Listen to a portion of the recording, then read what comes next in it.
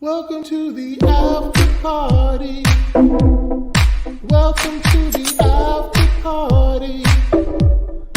Did you bring some snacks and treats? I hope you got me something to eat. Welcome to the after party. Coming to the after party. I've been waiting here all day to act like a fool this way. Welcome to the after party. Join us in the after party. Oh, shocking and gabbing, maybe some microphone gabbing at the after party.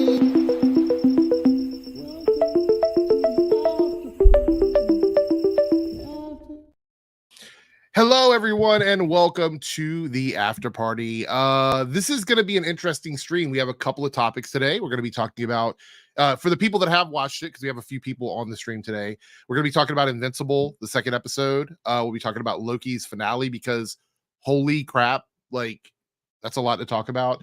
So we've got a few things, a few updates after the strike. We're going to talk about some of that, some stuff from James Gunn, Creature Commandos. We got a little bit of this, that, and the other, and I felt like that was going to happen anyway, because once the strike ended, I knew a bunch of different things from the news would pop up. So, and you start to navigate what's real and what's not. There's also some stuff out there. There's spoilers for the cut of Captain America 4 that we will never see, because they're going through a bunch of reshoots, but it was written by somebody that clearly doesn't like Marvel. So I don't know how much of that is true also. We won't talk about that in detail. I'm going to do that as a separate video on Monday. I have a lot to say about that. But let's start bringing some of the people on that are here for the season finale of the after party for the rest of this year. We'll return next year. Not sure when. Superman and Lois is coming back at some point, so I guess it will return then. I'll explain all the details on what the plans are for Saturday podcasting at the end of the stream, so stick around. You definitely want to be here for that. Let's bring up our first guest. We have Omega here in the house. No, I'm not in someone's basement. I'm in my own basement. Why, did somebody say you were in the basement? Oh, no. Someone's asking where was I. I was like, I'm tired of in someone's basement. Send help. No. Oh, okay. All right. All right. We also have Lance here from Geek Drums, who is now monetized on his channel. So go over and watch some ads so he can make a little bit of money back from all the time that he's been waiting. How long did it take you to get into the monetization program? I want to say almost a year. Yeah, that's crazy. Almost a year. I was monetized in 2 days on my channel, my second channel, so I don't know what was going on with yours, but they switched the rules, and then the rules didn't. The new rules didn't apply to me until I had reached the old rules. At least you got through. We also have Darren here. Hi there, guys. Darren from the Pipeline and all the other. He's everywhere. Darren's on everybody's podcast. I've seen him all over the place. How are you doing today? I am good.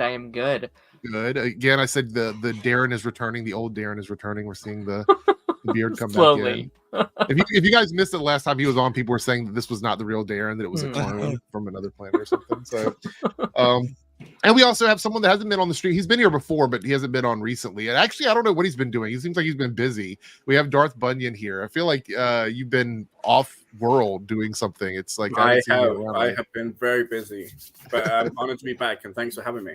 Yeah, no problem.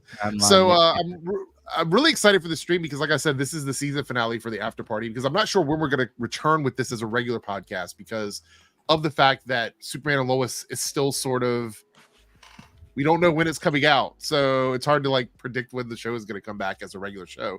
Plus, we don't have a lot of other shows coming. Like, what do we have next year? What's coming out next year? We have Creature Commandos. I know that. But that's probably the end of the year, too. Like speaking like strictly superhero? Well, like weekly superhero shows, not something that's going to get dumped at one time, because that doesn't really work for like a podcast. Because Echo is all one. Echo is going to be all at one time. So. Yeah. Penguin's coming out. X-Men, I think, is coming out. I don't know if they're going to drop that all at once or if it's going to be. Oh yeah, X-Men '97. Forgot about that. The Agatha show as well. I was gonna say the X-Men thing though. I'm going to start an animated podcast next year, so that will be part of that probably. It's going to be for animation and anime because I like supporting both of those. There's been so many good things. My Adventure with Superman, we've got that coming back, and that's gonna be exciting. So I'm they really excited need for to that. address Krypton on season 2 of that. I'm waiting on bated breath because I keep coming back to it. Their sun was turned red. Yeah. So there's like a whole thing that I'm just dying to delve into. Yeah, I think it's going to be exciting. So I'm looking forward to that. That's going to be good. But anyway, so next year is going to be a very animation heavy year for my channel, and I'm excited about it because I haven't really had the opportunity to do that a lot because I focused so much on the Arrowverse. That was all live action, and at one point there was like 20 shows on at one time, so it made it really hard to talk about anything else. Yeah. So it's going to be fun after the first of next year to really start diving into more animation. So I'm super excited about that. So do not worry, there's plenty of plans for next year. It'll just be more towards animation, and I actually might start doing some like legitimate comic book related content too, like actual comic book stuff. So that may be like a weekly podcast too, like a weekly poll list where I go through comics that I'm reading and talk about those. I think that might be a lot of fun. And of course, everyone's invited to be a part of it. It's going to be more of like an open roundtable type podcast. So really looking forward to that.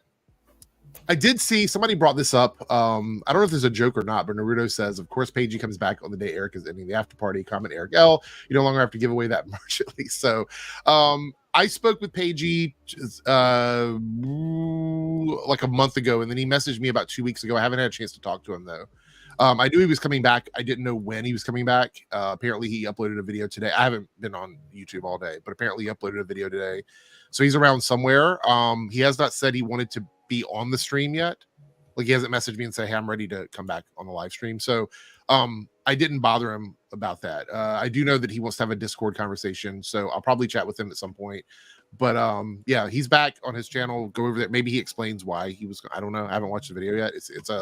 Looks like it's a Superman video. So yeah. But you can super chat. Okay. Yeah, and you were right about the engagement over there too. What do you mean the views and whatnot?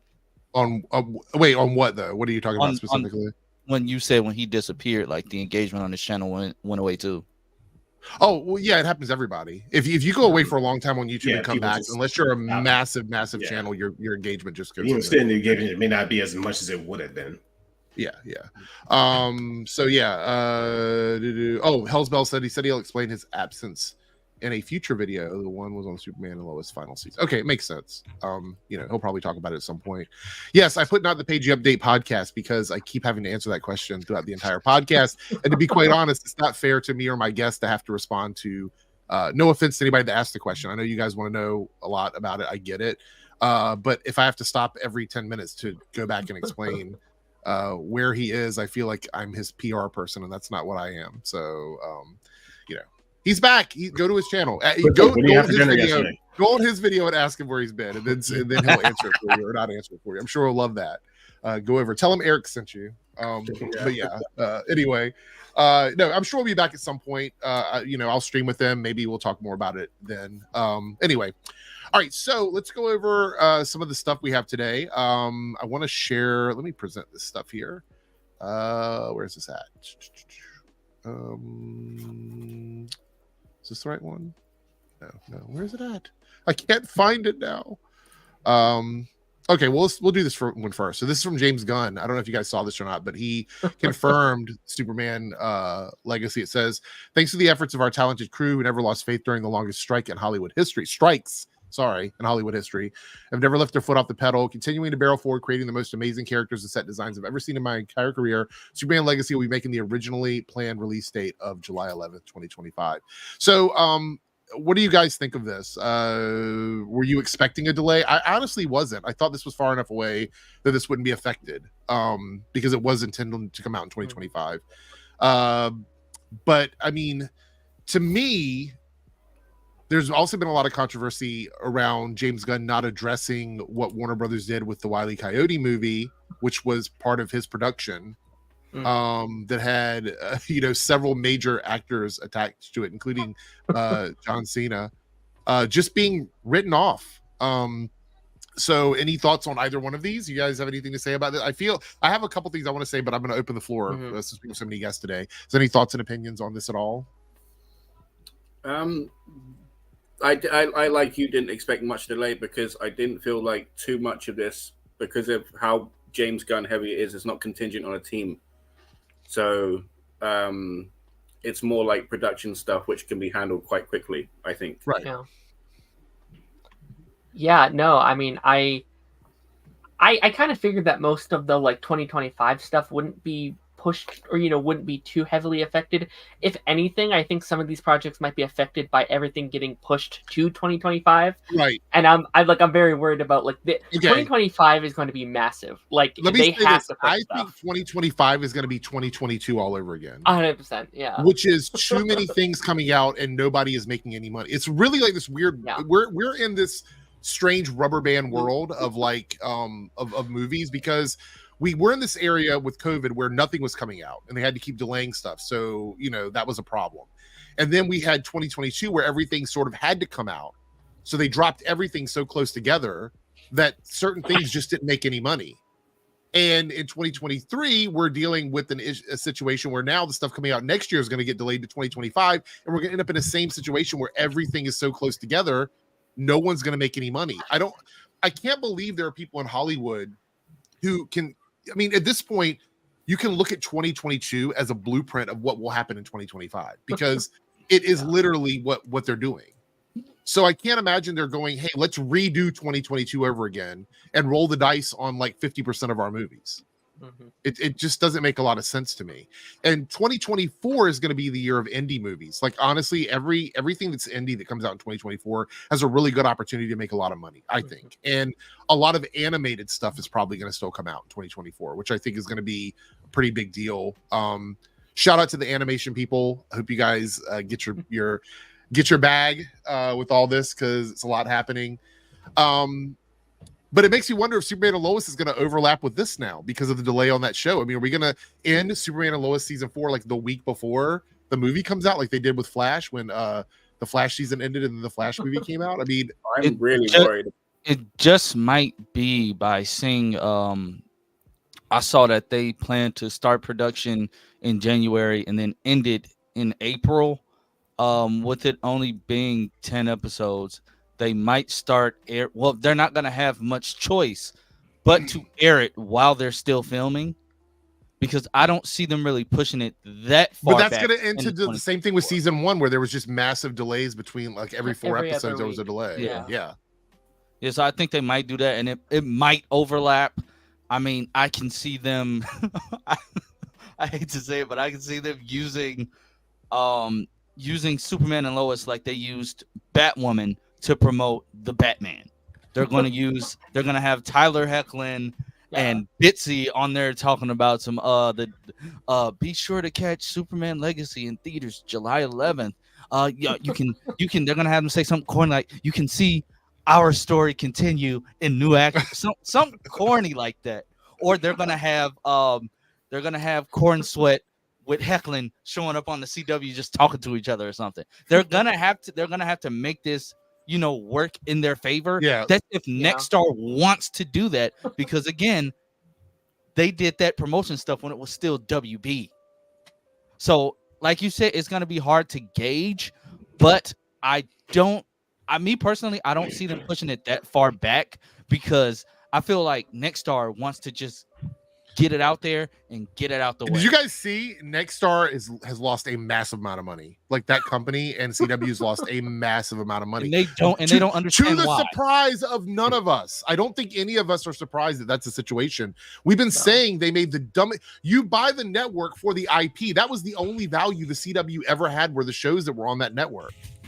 And when Paige and I talked about this back when we first heard about it, we agreed that the shows that they have like Riverdale and All American and all the Arrowverse shows and all of these shows that everybody loves, Supernatural, those are the shows that make the money for the network. Nobody gave a fuck that it came on the CW.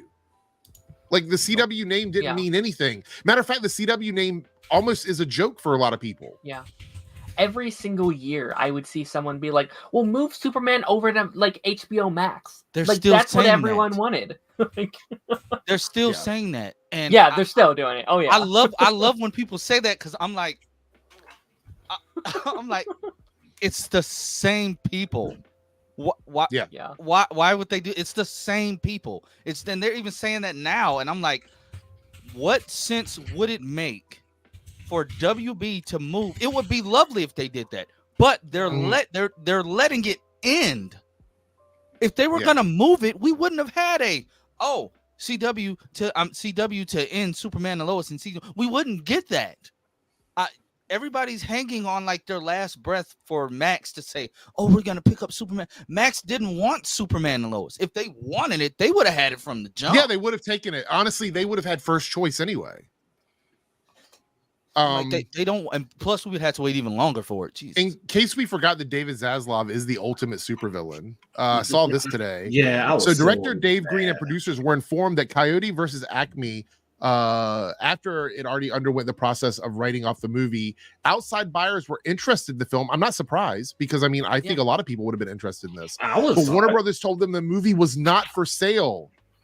So they wouldn't even sell the movie to outside buyers, meaning that they probably could have said, how much will we save in taxes? Let's sell it for that much. And if somebody wants it, they can buy it. But they didn't do that. They literally were like, no, we're just going to write it off. Is that point? It's like, why? Ultimate supervillain. Okay, now my conspiracy theorist brain started going off. Maybe like some deep secret government person maybe bought the movie and wanted no one else to watch it, so that's why they wrote it off. I mean, I can't believe you have a movie with such big names attached to it and you're not going to give it a shot, especially something like this that's got like massive nostalgia behind it. I just don't understand. I do not get it. This is the thing. We are how long ago did Discovery buy Warner Brothers? Like 3 years ago? Was it 3? I think it was 3 or 4 years ago when they purchased them. Sounds about right. Either way, we're almost half a decade into them being owned by David Zaslav, I think. Yeah. Correct me if I'm wrong, chat, but we're pretty heavy way into this, and they're still selling off things. Like this means that stuff that went into production after David Zaslav took over it's getting canceled and sold off. Stuff that he probably would greenlight now is getting canceled. It just doesn't make any sense to me. Wasn't his whole thing supposed to be business? Yeah. That's why everybody thought he would be a mate. I remember saying, "Oh, Zaslav's gonna bring WB back to life. Oh, he's gonna make it amazing." How do you feel now? Yeah. All he did was just cancel. Okay. So it's officially been since 2022, but all of this was kind of in talks for like 2019 to 2021. I think they were talking about it, but the official paperwork went through 2020. So. Yeah, it's been going on for years now. But we're going to start getting to stuff that David Zaslav has had a hand in, and then they're just going to cancel it. It doesn't make a lot of sense to me. And I'm not a massive fan of Looney Tunes, but I know a lot of people, like personally, that were talking about this movie that were excited for this movie. And the fact that they didn't even give other places a chance to buy it is a huge red flag for me in terms of like what they have planned for future products. And this is why people are mad at James Gunn for not speaking out, because it seems like he's playing studio games. Let me ask you a question though. If you were in his position, you're the head of the DC division, and you've got all of these movies coming up and you're doing all of this casting now and the strike is over, blah, blah, blah. And you knew something that you had produced for the same studio was written off for taxes. What would be your takeaway on that? Like how would you respond to it? Would you not respond to it or no? I mean, I think the always smart thing to do with like controversy is not to say something, because if you say something, then more people are going to see the thing that is maybe messed up. Now, I'd be pissed, right? I'd be so angry that a thing that, I mean, just I cannot.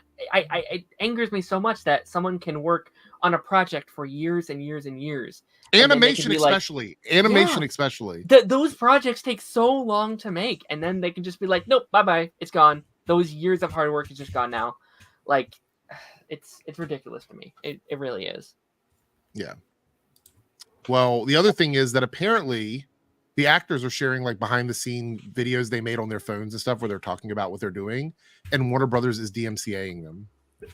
No one's gonna see it. So who did? Okay, I don't know. One of the issues for Gunn though is that he has like maybe replied too much to everything usually, I know that's like fan stuff, but I mean, sometimes he can be too vocal all the time. So you think he made this problem for himself, is what you're saying? Like people are expecting him to say something when he doesn't have to, or whatever. Yeah, for sure. Yeah, I feel like that's the case. So apparently, we are the Pagey update channel now. I guess he's in the chat. Oh shit! And a long time twerker, first time chalker. Took your advice, stuck an avocado seed up my ass. Did nothing. If anything, made the problem worse. Did not help my stanky leg. So he is alive. He is alive. I would have him jump on, but I'm pretty sure he hasn't watched Loki or Invincible. So if he wants to jump on, he can. But we're going to be talking about something that he hasn't watched, probably. Anyway, all right. So let's talk about the next topic. Here we go. So this is from David Arbor on Creature Commandos. And this is why the strike being over is so much fun, because you get these random comments from actors that they can do. You know what I mean? Like we had nothing to really discuss, and now we have, this stuff. Jared Leto climbed a building. Like they were anxious to get back to Yeah, I saw that too. The scripts are really good. What we recorded is really great. I've seen the art. James is a genius. I think, and I'm not going to disagree with that. I think James Gunn is, when it comes to film and stuff, I think he is pretty. I mean, if we're talking about the criteria for a genius, I think he's pretty close to what that is. I'm not going to argue with that. I think it's going to be really fun and really exciting, and it opens up a whole new door to the DC universe of how these characters will occupy the world. I like the concept of a live action and cartoon back and forth. So this sounds really cool. My question is, do we think that David is going to get some sort of prosthetics? Are they going to do like a CGI version of Frankenstein? How are they going to handle this when he starts going into live action? What do you think? I want him to. What would you like to see? Monster. Oh, do you really? Okay. All right. That's a throwback. I don't know. I think they could, because he did the Hellboy thing. So he's worn prosthetics before. Yeah. Let's not bring that up. Look, I think if Creature Commandos is going to be a James Gunn thing, they probably will use a combination of prosthetics and CGI. I think the only reason that King Shark was CGI is because that was a really difficult character to. Yeah, it's a giant shark, man. That's going to be difficult to have full prosthetics. Yeah, I think James Gunn, though, given the option, will almost always pick CGI or practical effects over CGI and VFX. So it would be interesting. I think it would work. And David Harbour's tall enough and big enough. I think they could make it like he could look like Frankenstein, depending on how big he is in the cartoon. Now, if he's like 12 foot tall, I don't know if that would work, but they could probably still do something like that. I mean, with forced perspective, they could make him look taller. I mean, they've done it with other films. They did it with like Lord of the Rings and stuff like that. So maybe that's the case. So that's pretty exciting. But yeah, we're going to be getting more and more stuff. Now the strike is over, and I want to talk briefly before we jump into anything else about. Let's see, I have it bookmarked here. Let me pull up the right bookmark. I had a bookmark with like some of the stuff that they won. Here it goes. This is from Variety. These are some of the things that they were able to get because of the strike, and I think it's really important to remember they fought really, really long and hard for this. But there's a quick little blurb about it. And here goes. So they got a 7% raise in most minimums, which, by the way, it seems like a small number, but across the board, that's a really big deal for them. $40 million participation bonus for performers who work on streaming shows that reach a certain benchmark of success. Now, this is to accommodate the residual issue. So we talked about it. They were never going to give them the residuals they wanted off of streaming shows because there was no way to do that. Stuff on network TV works, but the streaming stuff, I don't think there was ever an easy way to do residuals because it's not based on actual ad revenue. It's based on views. So it's really hard to determine what that value is for them. I'm sure they probably could have come up with a system, but this to me seems better in terms of like shows that overperform, because this means that because I think they're also going to get access to numbers. Wasn't that one of the things, is that they're going to get access to the streaming numbers now? That really surprised me. Yeah, so their people will know what the numbers are, and once they reach a certain benchmark on those shows, they will receive a bonus for that. And that's really good, because a lot of these shows that we see that do massive numbers, like Stranger Things and stuff like that, those actors got their base pay for whatever it was. Yeah, they just got whatever everybody else got. So if it's like season 3 and the show goes way up in views, they don't see a difference in that pay. So because they're locked into contract. I actually think most of the people in Stranger Things had like a 3-year or 3-season contract anyway. So they were locked in. So this is really good. This is more than $1 billion in new wages and benefit plan funding, which is probably about healthcare. I'm going to assume that has something to do with healthcare. And this is another big one, which is guardrails against the use of artificial intelligence, which I think was another big deal. And it seems like that everyone was really happy with this. So congratulations to all the actors for pulling through on this and sticking this out. This is really good for the ecosystem of cinema and Hollywood in general. And hopefully in 3 years we don't end up back where we are now, because I know they've got it's a 3-year extension. So we will see what happens there. All right, now with that being said, we're going to be talking about Invincible and Loki. We're going to start out with Invincible, episode 2. Everybody's watched it, correct? Everybody's seen it? Yep. So we got Invincible 2. I got my notes over here because there was a lot that happened in this episode. All right, so I guess we'll start out with graduation day, right? So this was they're graduating from high school. I actually forgot they were even in school this season because it just seemed like it was such an afterthought. But they're graduating, and of course, Mark is not there. He's off doing stuff for Cecil, and it's Dr. Seismic, I think, is Doc Seismic. Is trying to take down. Well, apparently he's been taking down landmarks all over the place. Like he's not taking down another one, but he's got magmites now. These lava creatures that come out from underground, everything, and he's fighting against Mark as Invincible. I thought this was a cool scene. He reminds me of Mole Man from the so I was like, okay, it's kind of fun, but it was interesting seeing him use his technology. I forgot that he was a tech guy. For some reason I thought he was like he had powers, but apparently it was just the tech and everything. Because like, how are you still alive? Which I thought was hilarious. I know too. the fact that he came out of nowhere. I was like, have you made friends with Mole Man or something down there? Yeah. I kind of figured that was the case when he got sucked into that fissure when he was fighting him at the not Washington Monument, because the Mount Rushmore. Holy shit! He was fighting him there, and he was like, he's probably still alive." Yeah, but he's talking about like how he's reclaiming what was stolen from the earth, and I'm like, ironically, that makes sense, but it's bad. It's like, you keep all the buildings made of wood. And I'm like, okay, this is. I think they were trying to make fun of like eco-terrorism. Yeah. I think that's what it was. What was the other eco-terrorist thing? They should actually talk and maybe fight that out. The intro kind of gave me like TASM 2 vibes. Same. Like with Peter being late to his graduation because he was trying to stop Rhino. I mean, Peter fared better because he didn't get beat to a pulp.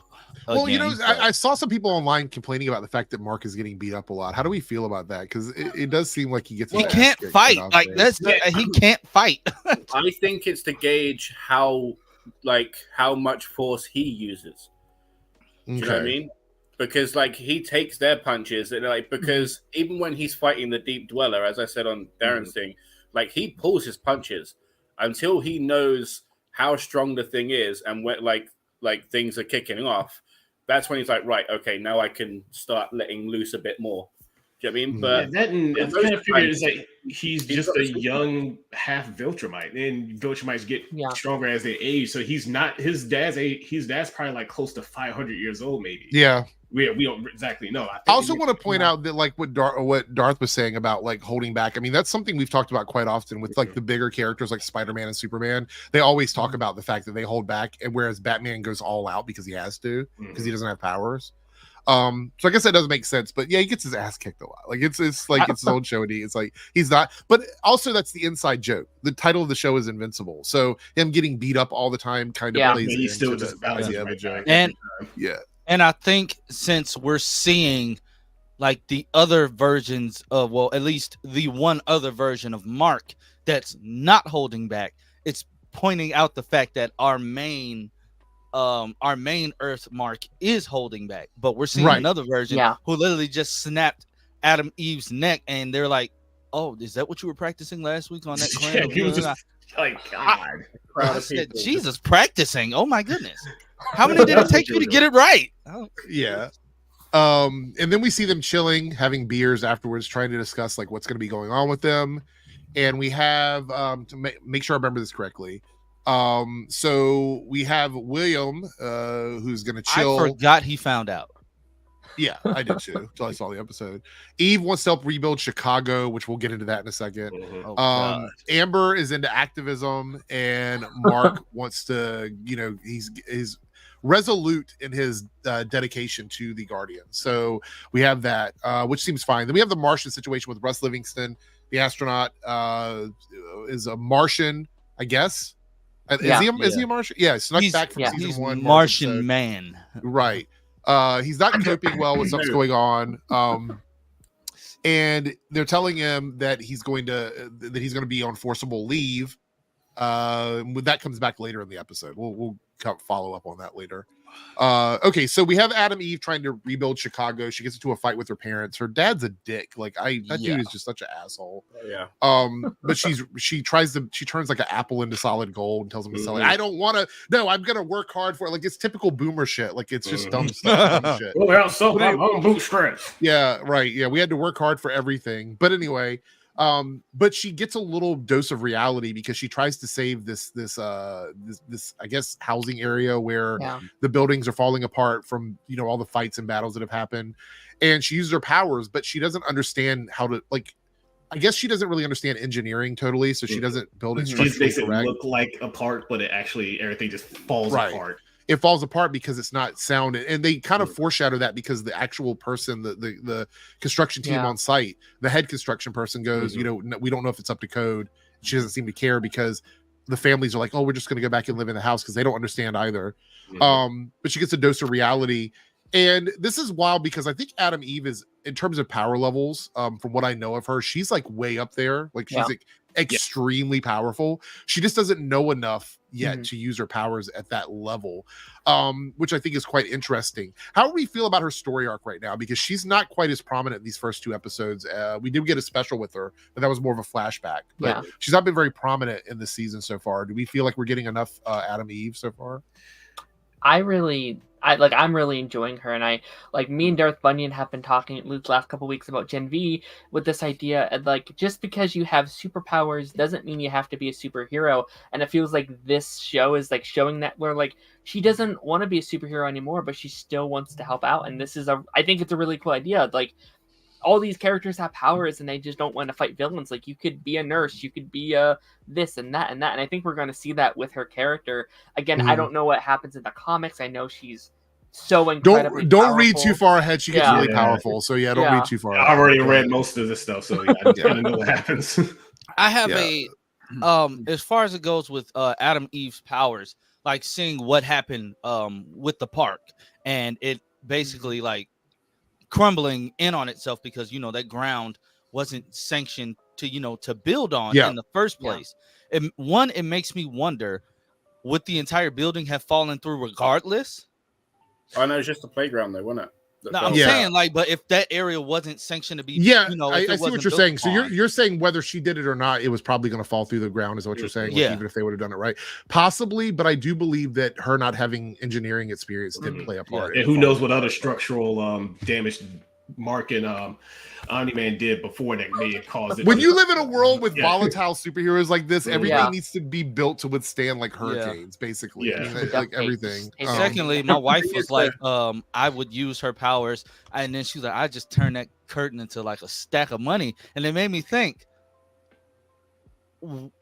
if we got to the store and they did the mark, would it be fake? Because when the park, I'm like, Jesus, are her powers not real now? What?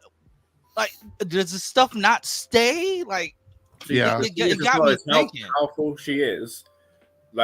There's a graph of she needs to know more than the average person, a lot more. Do you know what I mean? Because yes, she can see and manipulate stuff, but if you have no understanding of what you're doing, like we've seen this week, the consequences are there and could be dire if bigger and bigger projects. Do you know what I mean? Say, thank God no one died. Right, turning a rock into a tree doesn't really matter how much you know about structural integrity, but building a house requires a lot more than that. So I'm because that tree house she built. Well, maybe if she gets to planetary level, she's gonna need just vast intelligence and education, which to get that she's not going to be able to help as many people on the offset. Right. Do you know what I mean? Yep. Because it's going to limit her time. The more effort she puts into something, the least amount of time she's going to have to help people. So and it's difficult as a hero, not hero. Yeah. You know what I mean? So I want to ask you guys, what did you think about the duplicate stuff with the Immortal? How did you feel about that? She's just getting around. I mean, it was quite shocking to me. I was like, what the hell? Yeah, it was like I'm looking at Immortal like, yo, isn't this like a fraternization? You're supposed to be the leader, and you're sitting there banging one of the 3 of the of your members. I'm like, wait, is this going to cause some sort of issue down the line or something? It already is. In the man's defense, okay, if we draw a line and talk about fraternization, like one, the age difference thing is the same as we were saying on Darren's thing. It's like what, 10,000 It's the same as Thor and Jane Foster, right? Same difference. And then also, with regards to fraternization, we can look at Jean Grey and Cyclops or Hulk and Natasha. So we can draw lines, like, give the guy a break. He's okay. It was just really out of nowhere. Yeah, I just found it funny that it's like, I'm sitting there watching. I'm like, oh, so when one feels it, it doesn't matter where you're at. Like one could be in the eating a little dinner and just like out of nowhere. Like I was like, just be at the store or something. Yeah, I'm like, that's weird. Then they walk out together. I said, bro, that's this man. You go for this guy, the guy whose name is Immortal and he keeps dying, but this is who you want. Okay, you could have went. You could have went for Buddy. Like he's cool. He may be a little weird, but he's cool. But no, go for the old guy that used to be Abraham Lincoln. That's fine. You raise a really good point, and like that makes her choosing to fight much more interesting, because each person's going to feel the pain of the other one. That's what I was thinking, but like she's died, right? Like we've seen like versions of her get like blown up and stuff. So how does the feeling of the pain stuff really work? I guess it's just instant, so it's kind of like I don't know. Well, sometimes it's not though. Sometimes when you get, it's not completely instant, but I guess so. I have no idea. All right, so let's move on to the Darkwing stuff with Nightboy and Darkwing. So we have Mark out flying around investigating shit, and we find out that the sightings of Darkwing is actually just Nightboy dressing up as Darkwing. And why was that entire city just Gotham? It is pretty much Eternal Night Gotham. That's just Damian Wayne. Imagine this is Batman, but with the powers to move in and out of shadows like Cloak. That's pretty much what he is. Yeah. And there's a dark dimension that he can travel into. And we have another guest. Look who's arrived. 3Dub is here. Hey. Did you just wake up, 3Dub? No. Okay. I was in traffic. Oh, okay. My car. Okay, cool. So we have that going on, and it's quite interesting because it literally is just like an angry Batman with powers, which I think is quite funny. But then he's blaming Mark for everything because of what happened with his father, and at first Mark is not diving into it. He's like, I'm not going to feed into this. But then the minute that the new Darkwing tries to trap him in the dimension, he's like, don't forget, I am like my father. And so he freaks him out, and he has to take him in for a Cecil and everything. This was an interesting scene. Do you think we're going to get any more from this Darkwing, or do you think it was just as a joke for the episode? Do you think we'll see any more from this character? We need to, because I'm like, this is literally just Black Damian Wayne. Like, I'm like, this is Damian. Like, this I don't know if Damian all day. Yeah, I don't know if we already get more. I hope we do. He would have won. Yeah, I do too. Like, I say this is Damian Wayne with the aggressiveness, but it's like Robin / Red Hood. Mm-hmm. Like, it's them together with powers. I thought that was a really, really cool concept. I want to see more of him, because I think that that's real cool that he's like, okay, Darkwing's dead, so I have to take up the mantle. Right. Somebody's got to keep these streets safe. And it's just like soon as he showed up on screen, I'm like, this is Batman v Superman. And yeah, kind of. But it's also funny that it's the son of Omni-Man and the Robin of Batman fighting at this point. So that's always, it's also like the Super Sons storyline that we get in the comics. They're fighting each other, which I thought was quite interesting. What about Amber thinking they went to Paris and it was just Las Vegas? It was just Las Vegas. I was like, maybe no, this place, because I actually been to that point. I was like, no, just this It's Paris, Las Vegas. Okay. Am I the only one still not remembering when they got back together last season? It was like in the last episode or something. Yeah. They kind of reconciled. It But then doesn't was like- help. yeah. I really hope they course correct on Amber like severely because It seems like they have. I actually think if they follow the comics, it might not actually end up good for them. What So course we'll see correction what are we happens. asking for? I think she's done really well. I think she's great. People didn't like her in the first season. I know I that hate a lot her of people in did the not like her first character. So no, it's just the fact that she was giving Mark all sorts of shit for being a superhero while he was getting his ass kicked by a giant lion man. She was mad at him for not showing up to some soup kitchen. And then when you finally tell her, she was like, yeah, I know. You lied to me, but I know you was getting your ass kicked by a giant lion person. Yeah, But and that's his. That he You're- wants you to have still a should have job, showed up and he told me wants to have something. a relationship and a commitment. Like he wants to have his cake and eat it. Then he's got to expect her to be mad when he don't show up. Him being beaten to a pulp is irrelevant because that's in the job yeah, it description. was the fact that she knew that he was a superhero. however, I think what we're forgetting here is that I don't think she was mad at him for being a superhero. I think she was mad at him for not telling her. That's what I think the problem was. You know, so I think she's great. I think she's great. But we'll see what happens with her. Yeah, I hope they.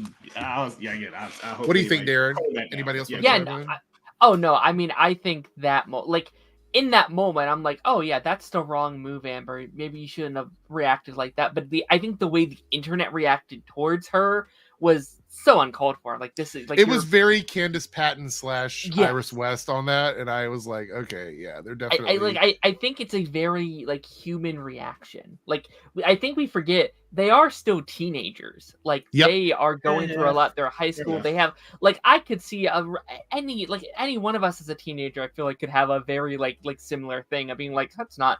I want you to be mine. I don't want you to be a superhero. I want you to tell me everything about your life. So I think she was valid in the fact that she's young and she's learning and she'll learn from that. Yeah, just chalk it up Okay. to teenage Okay, so stupidity. I got a question for the whole chat. We get to the next episode, and you know, her and Mark are just talking, and Mark just says, "Amber, I'm not invincible. We are." How would you? No, don't bring that up. They're Don't gonna put that into the world. They're gonna do the title card. I'm not. Don't invincible. put that. We Do not. are. put We that are. into the world. I don't get it. Yeah. Look, That's some Hell's DC show Bells. thing. Look, like literally brought that up. As long as we never get "You're not invincible, we're invincible," then I'm fine with Amber. So there we That go. must be one of the DC show thing because It's off the Flash. Yeah. Okay, yeah. I've never watched. All right, so let's talk about the next thing in the episode. Yeah. So we have the Invincible Atlantis storyline where Cecil tells Mark that he has to atone for what his father did. That was hilarious. Tells him he has to get married to the queen and of the fish people, and then he gets completely rickrolled basically because that's not what she wants. She wants him to Cecil fight knew a that. I'm kraken, sorry. the dweller of the deep. This was a fun battle for me. I thought it was quite interesting to see him fight against such a large kaiju because I love a good kaiju battle. It was very. What were you gonna say? Is Rebecca? it me or was the fish queen kind of thick though? Hey, Mark didn't care. He got eyes for Amber, so Oh yeah, that's true. He told her though. I have to give him respect for being like, I have someone already. Like I'm not gonna be with you. But they were fighting, and of course, when they try to save him, it ends up breaking one of the two chains attached to the Kraken. So the Kraken is able to kill some people at Atlantis, and Mark wins them over by helping to defeat the Kraken that they released in the first place. But I thought it was quite interesting. It was a good battle. I really liked the way they direct the fights on Invincible. Same thing with the Adam Eve stuff. Like it just looks more dynamic than what we normally see in cartoons. It's almost like they're doing it from the eye of like a live action TV show a lot of times because there is a live action vibe to the show. I also want to point out that the soundtracks they put in the episodes are really good too. Like the songs they pick and everything. Because I usually have big soundtrack person. Yeah, because I'll scroll over the. Cause I do the same for DS9 when I watch that on Amazon Prime. They'll have like little trivia and then like who's the actor and everything. Because I will constantly look at all of that. There is a side story with Mark and his mother that's quite emotional. I don't know what the end result's going to be from that, but he's trying to convince her that this is not her fault and it's really taking a toll on her. And I think it's an important story, but I do feel like it's getting sort of lost with everything else that's happening on the show because there is so much happening that story doesn't seem to be. A lot of people aren't talking about it as much. How would you deal with that, right? Because you you were married to a god. right? Essentially. And you thought that they were your soulmate. You had a healthy, vibrant,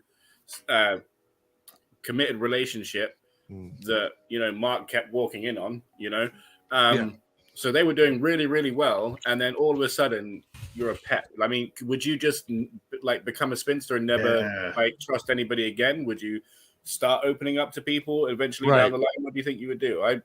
I don't know. I'd just be writing people off. I'm not sure. Yeah. But we'll see where that story goes. I think that's going to be something that we'll be dealing with all season, probably. We had the Lizard League, who's just the joke villain team. Oh God, they're so bad. That the Guardians are facing off against, and Cecil's like, if they can't defeat the Lizard League, then they don't deserve to be the Guardians. Mm-hmm. Basically, they're just a joke villain team. Which we also Lizard League. What the hell? Yeah, we also see that which one was it? Was it King Lizard that came in and shot the other dude? Yeah, Supreme, whatever. King Lizard shot Lizard King. That's it. I don't get the difference between these, but whatever. But we're gonna see what happens with them. I got a feeling they're gonna end up being more dangerous than we think they are. They're a joke now, but they'll be pretty powerful later on. Yeah. And this is when we meet Shapesmith, which is literally just the Rust guy, the Martian who can look like other people. And Immortal is so fucking dumb. Like, he lets this guy come into their base and tells them all of these secrets. And the dude clearly is acting weird as fuck. Like, I don't understand. Shouldn't he know Martian Man already? Mm-hmm.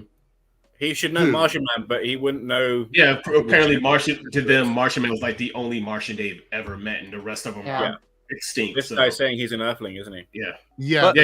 He's just disguised himself as a human, so he's just I can shapeshift. They have the same voice though. Like, who's that dumb? Look, I'm trying. Who is that dumb? You're absolutely right. I'm just trying to. That threw me out. I say, guys, the man is literally saying, I have a completely human backstory. I was a human that got my powers, and I said, bruh, you all five of you cannot be this stupid. Yeah. Right. See, the thing is, Immortal, like you say, Immortal, as he's been there for so long as well. Why is he there, right? Because either he's not taking it seriously because the level of heroes that they have now are not the Guardians of the Globe that they had before. Do you know what I mean? Right. So the Guardians of the Globe before were like the Justice League. This is not the Justice League. Exactly. So like, they're not dealing with the same level of threats. So is he just here on summer vacation? Like, what is he genuinely doing in this group? And being so calm. Are you suggesting that maybe there's some ulterior motive that he has for being there as the leader? I thought that maybe if it's either that or incompetence and idiocy. Yeah. I want to see Battle Beast come back and beat the fuck out of him. That's what I want to see. Battle Beast. Yes, Battle Beast is my favorite character from the comics, so I can't wait for him to come back. Honestly, I actually had a D&D character after Battle Beast. Oh god, I love Battle Beast. Yeah, and apparently, I don't know if this is true or not, and we're gonna talk about the end credit scene before, so we don't have to spend a lot of time on this. But apparently, Battle Beast is very popular in the furry community. So we're just gonna. Are you surprised? We're just gonna leave it at that. Let's talk about that for a minute. What? I just like cats, dude. He's a badass. That's why I like Battle Beast. There's furry stuff. He is jacked. He has a. Never mind. Get my furry mask. 3W, you need to make sure that Lance doesn't go into any of the extra Reddit spaces for Battle Beast before your show. Make sure that doesn't happen. Yeah, I'm not. So did everybody see the mid-credit scene with Angstrom? Yeah. Okay. Yeah. So where he talks to a variant of Mark or whatever. Yeah. They're basically that is just setting up the idea of the Mark army that's going to be formed probably this season with Angstrom, like using that against the Mark that we know. I saw is that he's just going through other dimensions to see who defeated him and just getting information on how they defeated him. The only reason I'm saying that is because in the comics there is sort of a build up to like a Mark type army, and I don't want to spoil anything. I don't know if the show is going to do that. You might be right, Omega. Maybe the show doesn't. What Omega was saying is what he should have been doing in the first place. Mm-hmm. That's one of the first things he should have done. Is what he done this time. Sorry. That's all right. All right. So before we move on to Loki, we're going to answer some super chats. By the way, I want to say loving Invincible right now. Have nothing Mhm. negative to say about it. I think it's a great show. I always love the show. So Is we anyone have, expecting a council of Cecils? I would love that, honestly. I think That'd that'd be be great. Female, Oh, God. female Yeah, female Cecil and Cecil. Donald was hilarious. What do Yeah, you think- why what is do she a you- badass? I love her. What do you think? What do you think Donald's name is? Donna. Oh, is it true? Deirdre. Yeah. Maybe. Oh wait, we didn't talk It's about just the duck. fact that what do we think Donald is? This not clone? Yeah, he's a clone. Oh yeah. We Robot? can talk about that. Yeah, Yeah, he's a clone. I think it's a clone. I think it's a clone. Clone. Yeah, and he I was think- like, wait a minute, Debbie just saw me. Like, what happened? Because Yeah, I think it's a this clone. probably happened before.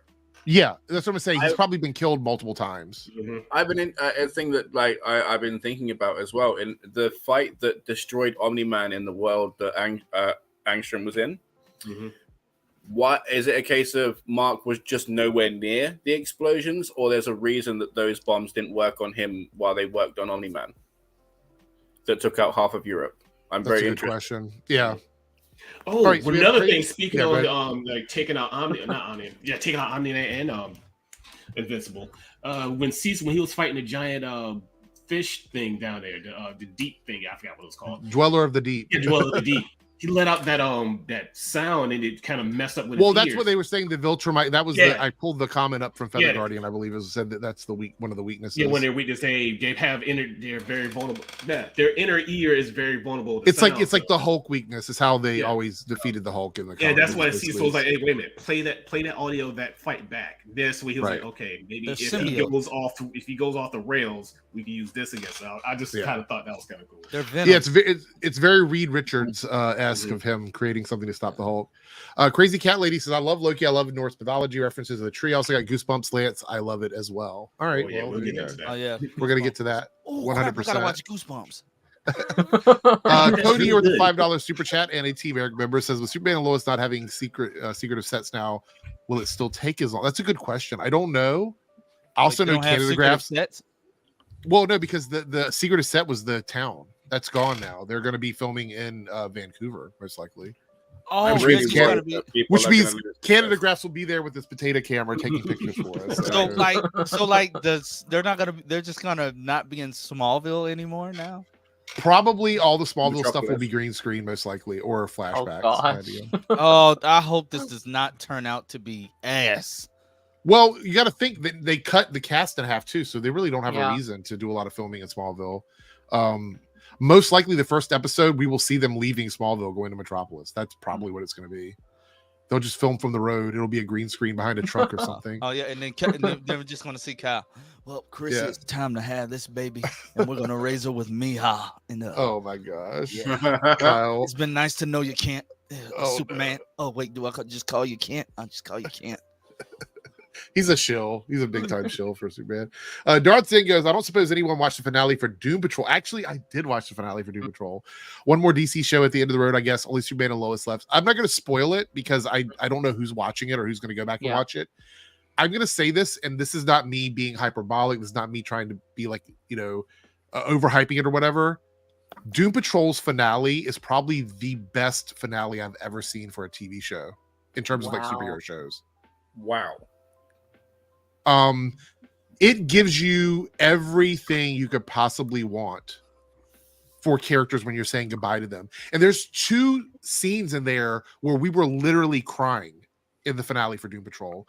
So if you love that show, like if you loved it and you left it and you haven't come back to it, go back to it, watch the finale. It's amazing. If you haven't watched the show yet, now's a good time to binge it. It's a great binge because Yeah. all the delays don't matter. You can literally just watch it straight through.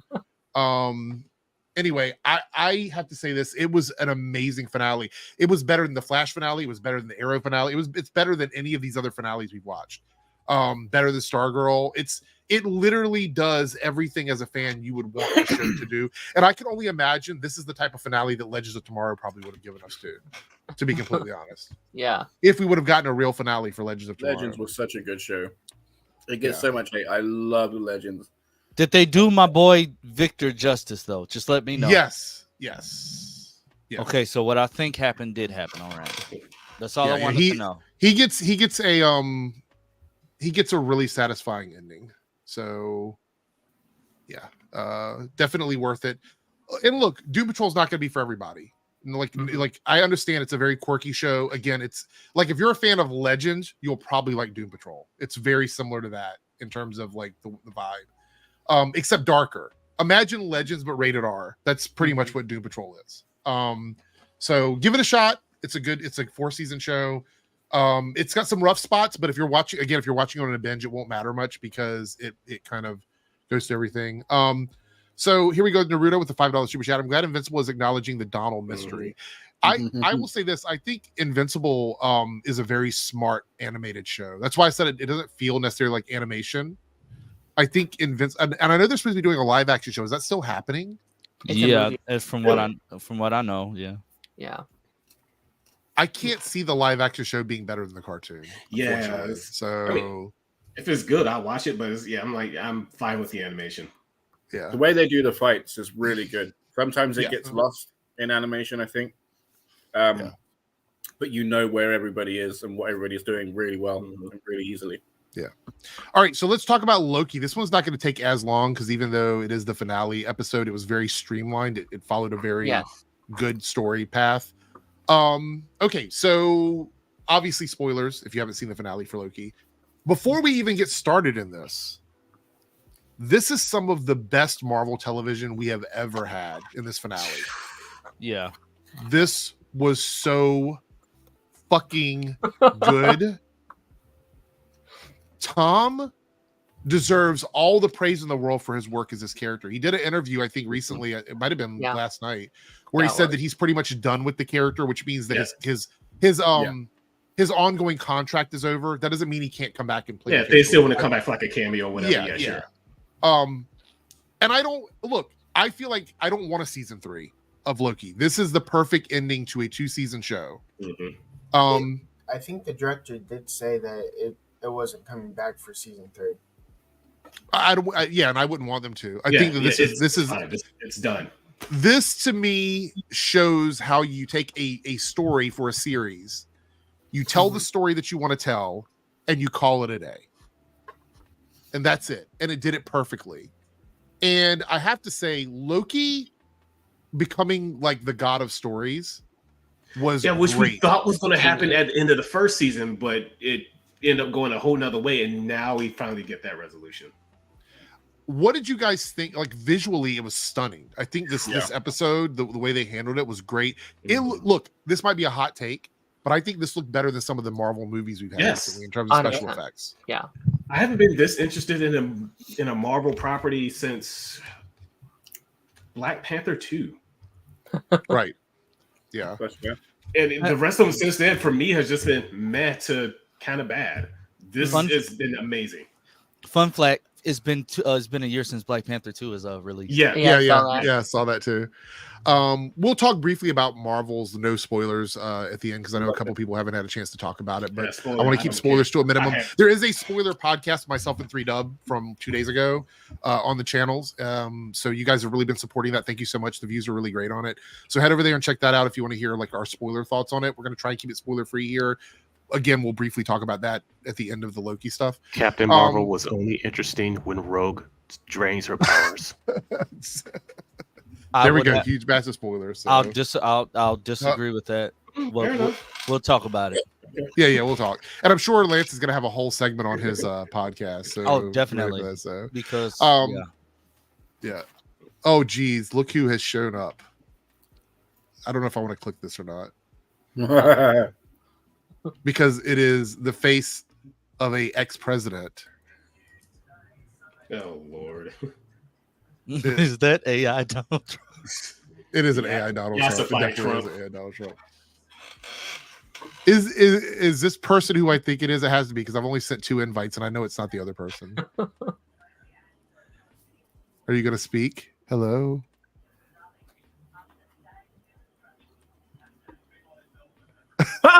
Oh, sorry. Damn, I thought you're going to be leaning in more there. Hold on. There we go. No more. It's not Ben. No, it's not Ben. Jesus. I don't know where Ben. I haven't heard his voice in forever. And I know, right? Who is this? Just made me. He just made a video today. I didn't get a notification. Because YouTube doesn't love them anymore. That's why. Anybody that takes a break, YouTube is. It's not Canada. What the fuck? That's not even Canada. That's Canographs. If it was know me, who I'd that be in is. if I was Canada Grass, I'd be in a 7-Eleven yelling at a was it Yeah. minimum wage employee. Hey, Paige, you don't take this the wrong way, but your voice is nice. I thought you were gonna say like as if I like deep throated something. So like at least you went the right way. So I'm happy with that. Jeez. They're gonna say like you've been in at the So, old hole of glory or something. But anyway. Paige, are you ready for Loki spoilers? Because you probably haven't watched the show. No, So, fuck, I haven't watched that. But Yeah, I anyway, do, I do. but hold on. With that, I probably won't watch it because I saw the end scene on I think it was Twitter or TikTok or some shit. I'm confused. Is it good? Because I'm hearing people say it's not good, and then people saying it's the best thing Marvel's done. Wait. You mean like the resolution or the episode? I think just the finale. I don't know if they're talking about the finale. I or get the what season. I've seen people complaining about it, talking about oh my god, the finale wasn't good, didn't make sense, there was no villain. The thing about the entire season is the fact that the villain itself was time. The villain wasn't a specific person. So what you're saying is that Loki season 2 is the Forces arc from the Flash season 7. No. Okay, because Eric sent me that in a DM. I did not send him that in a DM. No, I'm sure you did. The finale was great. The finale, literally, it was a culmination of Loki's entire arc since Avengers, if you can say it like that. Yeah. That's what it he's was. been wanting to he finally got his Loki is one of those unique characters that has 2 story arcs in the MCU. He's got the story arc from the movies, and he's got the story arc from the TV show, which I think is interesting. But it wasn't like the Forces, because there was a villain, but the villain was wasn't really Kang. It was like Victor Timely / Miss Minutes. Miss Minutes was kind of a villain as well. Miss Minutes was just horny. Okay, I guess. To show that the villain was still He Who Remained. Yeah. That was the point. Right? This is Miss Minutes. Miss Minutes was this. This was her. I would argue that the second season, right, is a beautiful, wonderful, thrilling ride of Swiss cheese. Right? There's so many holes in it that make no sense logically. But it's a lot of fun to watch, not just. I also want to say I think the purpose of the show, if we're talking about like the actual, because obviously the bigger purpose is what the MCU is going to do with like Kang later on, but the purpose within the show, I think, was to give Loki a full redemption, like to make him go from being a villain to a proper like hero, like a character that does sacrifice everything, because ultimately. As we get through the episode, again, I told you this episode doesn't do a lot individually. There's a lot of character moments in it. But what the ultimate resolution is that Loki goes to talk to He Who Remains. It has to make the decision on whether he needs to kill Sylvie or not. Some of the best dialogue in the episode. Yes. Yeah. He has to kill Sylvie or not. So he has to make the decision if that's the right choice for him. And then He Who Remains all of a sudden is like, oh, guess what? Like, I was playing 5D chess with you, and I know everything that's gonna happen, blah blah blah, whatever. I can freeze time, look at all these cool things I can do. And Loki is like, oh, hold on, do you think this is the first time we've had this conversation? And I was like, oh, okay. Yeah, that's what he was like. Oh, good one. It's not hard to get one over me, but you got one. When he was making fun of Victor Timely, I screamed out loud. I said, that is a dick. Because he was like, when you spoke with Victor Timely, I was like, oh my god, I was like, that's hilarious. Like, come on. That was so, and then it just made me realize Jonathan Majors is a freaking genius when it comes to acting. Like I've been saying, the range on this man. Like, keep in mind, everybody was talking about how cartoony that character was, but the purpose was so he could do this later on with the character. So so now it's making me want. Then you see people wondering like, oh well, they must have reshot this that way they could get rid of Majors. I said, and I'm like, they filmed this like what, like probably like over a year ago. 2 years. It was over a year and a half ago. Yeah, like, it was over a year and a half. It was supposed to come out last year. It was supposed to come out last year, I believe. I'm like, they didn't do this to get rid of Majors. When Majors got in trouble, the strike was literally at the precipice of beginning. Well, it doesn't matter. Kangs were always disposable. The Kangs are always disposable. That's the thing, is there's so many versions of them. They are always disposable. So it doesn't matter They could use a different person as Kang, just like Sylvie was another Loki, just like they had a kid Loki, like they had an older Loki. Like there it's a disposable character. Yeah. Yeah, they had Frog Loki that was taken, or Frog Thor that was taken out of the last season. But ultimately what happens is Loki is technically, by all accounts now, an actual god. Yeah, like some people are saying, like I think the name was like Altez or something. It's a character. And I think that might be what Paige's talking about. What people are saying online is that now Loki is literally like Dr. Manhattan. He is extremely powerful. Yeah, but he's like a watcher on steroids.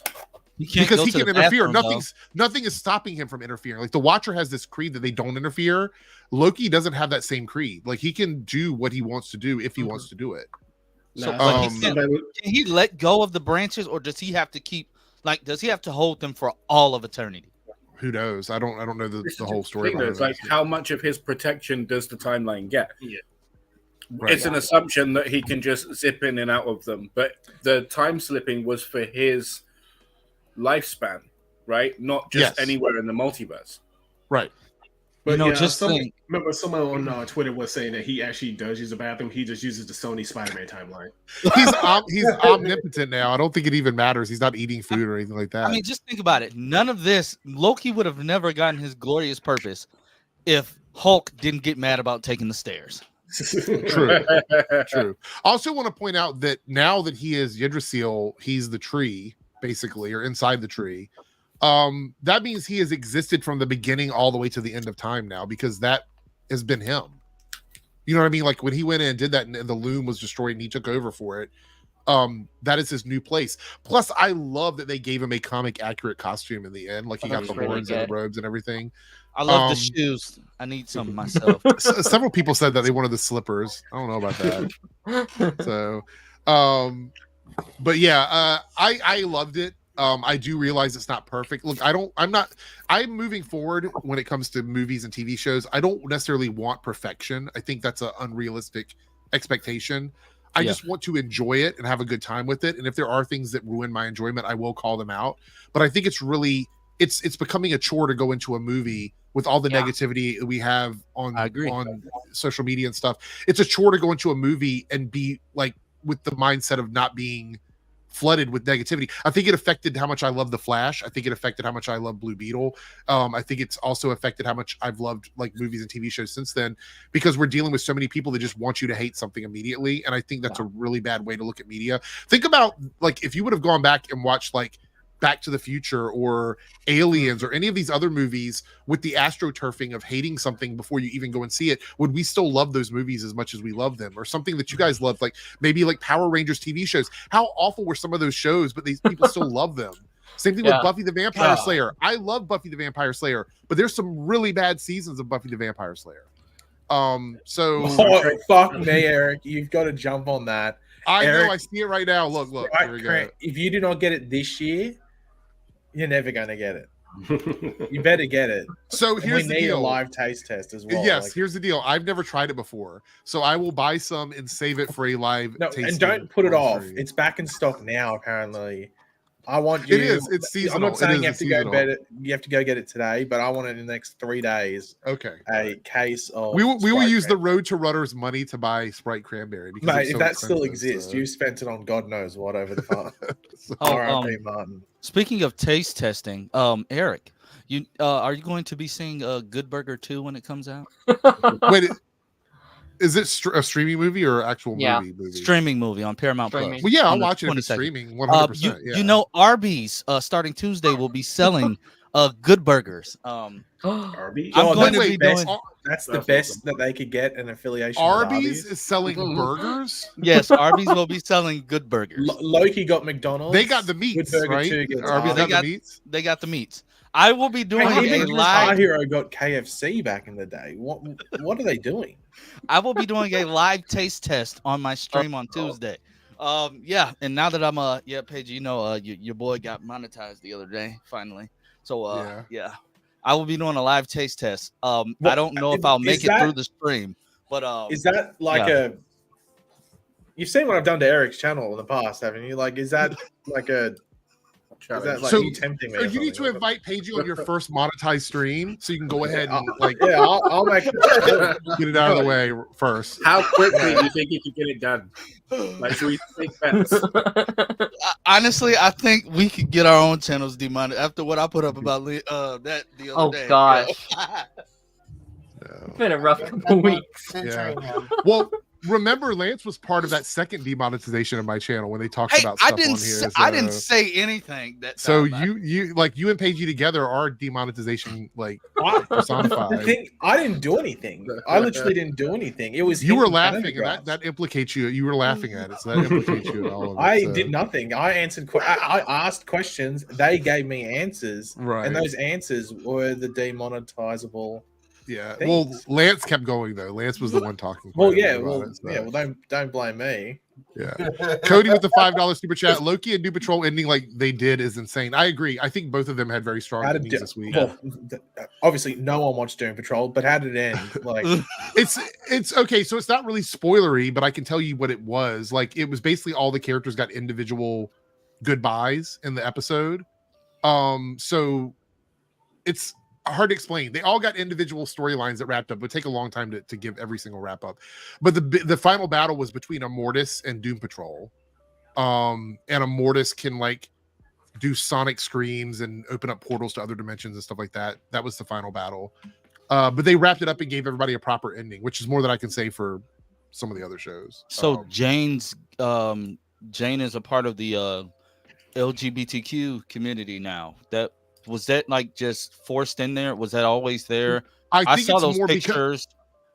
So I think it's more. Wasn't she in like a girl on girl orgy? In like Yeah, I was season gonna 2 or something. Yeah, She I think was? that she's always. I think it's always Yeah. been that way because Jane's personality. Omega. You have my attention now. So because I think it more speaks to the fact that Jane has personalities, and all those personalities Yeah. have different sexualities. So it just all sort of bleeds into her as a character. But the chick that was a toy. Wait, what was she? A toy? What was she? Space She was Case. like a You're talking about comic Space Case. Yeah. She was a comic book character that was brought to life. Yeah. pretty Okay. much. I have not watched Doom Patrol since. So it went on break. technically, she's not even a real person. Technically, she's a manifestation of a character. So, Hero's Journey with a $5 super chat. We need a Pagey using humor to confuse Hero's Journey for an entire after party stream. I mean, just go back and look at any of the ones like from like 2022. It's pretty much all of them. He was just confused when Omega said thick and rat. Wait, was he? I didn't see that. He was Yeah, it confused was in about the it. comment sections. He That was was very good. yeah. Wow. So Cody here says a lot of shippers hate what they did. What was that in reference to? That was from like 4 minutes ago. What were we talking I about? think Jane probably. Was it Jane? No, it was before that. It was talking about some other thing. Okay, Loki. Cody, you gotta remind us what you're talking about there. It was A lot of about, shippers hate what they did. Loki, maybe with like Sylvie. If you're talking about shippers, then it could be anything because I mean that's pretty much every show. Shippers Good are weird. Good burger. Yeah. Thank you for the super chat though. Oh, by the way, I'll finally watch Blue Beetle either tonight or tomorrow because Oh, it's on sale Christ. and it's on iTunes. it's funny to me that it took you so long to watch it because it came out over there the same week that it was released. It was released on digital in Australia. So He said shippers like no, an it wasn't. aircraft It only carrier. came out recently on digital. I think it was like maybe like 2 weeks ago or something. I but liked Blue Beetle. It's not the best movie I've ever seen. I thought it was good. If It I was my watch favorite it, DC movie of if the I year. watch it and it's mid, I'm gonna just be. Tell me didn't say it- honestly, is it mid or is it actually good? It is good. slightly Good. slightly above mid, but not great. So I would it's say not it's not great. It's like a 7. It's better than the Yeah, Flash. I would say it's probably about a 7. Yeah, because it's an origin story. So I mean, that's pretty much what it is. But the Oh, cast are very charismatic and do draw you in very, Yeah. very well. It's the And- characters sell that movie. It's the acting in the movie that sells it. You'll not love the movie dad. itself. Yeah, the dad. Well, I'm And mainly Loki. looking forward to the fact that they've got the. He was talking about Loki. He was talking about Loki. They got the when he's George. talking about shippers. Oh my! Because we were talking about Oh, the whole Low Rider, that's the song. Sylvie and Loki, like if he had to kill her or not. I think that's what Cody was talking about. Wow. So Hero's Journey with a $2 super chat. Loki over, but Omega on After Party next week. The After Party's not coming back till next year. That's why it says After Party finale in the title. Taking a break for the rest of the year. Speaking of that, someone DM'd me, I think it was like last week or some crap like that. It wasn't Eric. And they said that you had merch or some shit. Yeah, I ordered merch for us. Do you have any to show? No. Also hasn't arrived. No, it has, but I'm not going to open the box. I'm sending it back. I'm not going to pull it out of the don't box send yet. it back. It's for the it's for the After Party from this year. Well, what am I going to do with it? Like specs, like the design? I was curious to see it after someone. Yeah, I mean, well, I remember it was in planning, but it was like just one of those. It was, but I mean, I ordered some stuff. I ordered some of it to have on hand to do as like giveaways and stuff like that. But I wasn't sure when you were coming back, so I haven't even opened the box yet. I can show you one of those. How much did you order? Like some hoodies and some t-shirts. Oh, but not like a shipment. Like I did not order I did not order 1,000 of them or anything like that. No. Let me start. Oh, by the way, because I can't follow him because he's privated. Has Eric Wallace tweeted since the writer's strike ended? Oh, I unfollowed him, so I don't know. Let me Does check. anyone still follow him? Yes, I do. I love Eric Wallace. No, he doesn't. No, he has not. He has not posted anything. He's been reposting, but he has not posted anything since November 8th. November 8th. Where's the artwork? He's just been reposting. He posted. He reposted that the strike was over. That's it. I made it so long ago. I'm having to scroll back like 4 months. Hold on. Yeah, nothing new or relevant on his end. Do you think he'll get another job at some point doing something, or he's gonna probably go back with Jeff Davis or something? I was gonna say, like, you have to do a thing to be a showrunner, so it's a qualification. So he'll get another job. I don't know if he'll be show running, but he'll probably get another job. Maybe okay, I can tell you what it said. I'm got a million pictures in here. One of them said "Twitch these nuts," and it had Eric and Paigey on the after party. It was like a little squirrel thingy or whatever, but the time has passed for that. That joke is old now. It's no longer relevant. Right, it's still funny. It is funny, but I'm trying to find. Oh, wait, here goes. So this was the initial picture, but it has like our logo on it. So imagine this with our logo under it. But Can you blow yourself up? Yeah, I am. Hold on. Oh, I can see it. Oh god. Twitch these nuts, and that was looks like me. What, the nuts? No, the squirrel. Oh, so anyway, that's one of them, and there's another one that just has the name of the after party on it, which we could probably still use those because it just has the after party with Eric and Paigey. Anyway, so yeah. All right. So there's no after party next week. I'm taking a break for the rest of the year so we can do all the rebranding and stuff. Because next year there's gonna be like almost nothing until Superman and Lois. So we have to figure out what we're gonna do. However, Grey's Anatomy. Right. Next, so we'll go ahead and cover this now because we're going to wrap up here in a second. I'm going to answer these super chats, but, and then we'll do our little Marvels thing. But basically, I'm taking a week off from podcasting on Saturday because I've been doing Saturdays for years and years and years and years. I'm going to take a Saturday off. So next week is no podcast. What will be running next week will be another 24-hour stream of all of the 2018 after parties.